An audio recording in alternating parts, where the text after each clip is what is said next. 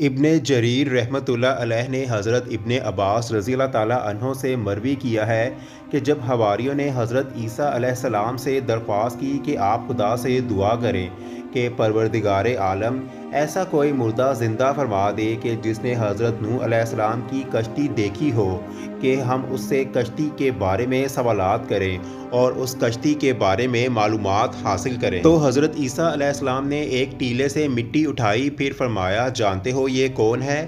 تو لوگوں نے کہا کہ اللہ اور اس کا رسول بہتر جانتے ہیں۔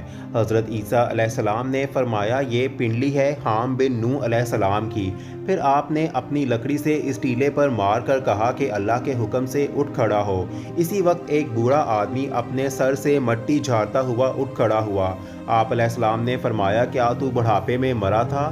تو اس نے جواب دیا کہ میں جوان مرا تھا، لیکن اب دل میں یہ ڈر پیدا ہو گیا کہ قیامت قائم ہو گئی، اور اس ڈر نے مجھے بوڑھا کر دیا۔ آپ علیہ السلام نے فرمایا کیا تو نے نوح علیہ السلام کی کشتی دیکھی تھی؟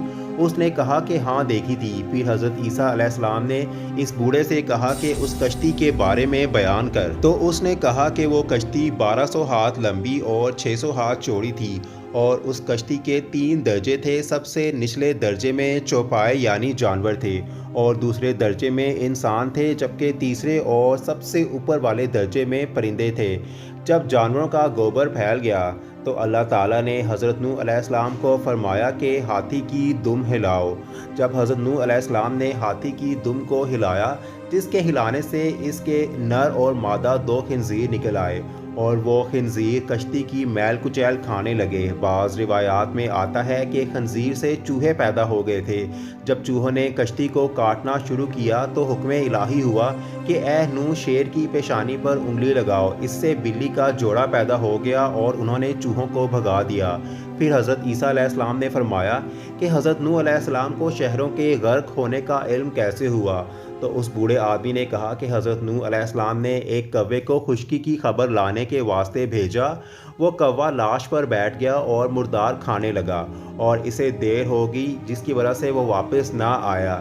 اس لیے حضرت نوح علیہ السلام نے کوے کو ہمیشہ ڈرتے رہنے کی بد دعا فرمائی۔ پھر حضرت نوح علیہ السلام نے کبوتر کو خشکی کی خبر لانے کے لیے بھیجا۔ وہ کبوتر اپنی چونچ میں زیتون کے درخت کا پتا لایا اور پنجوں میں خشک مٹی لایا۔ اس سے معلوم ہوا کہ وہ شہر ڈوب چکے ہیں۔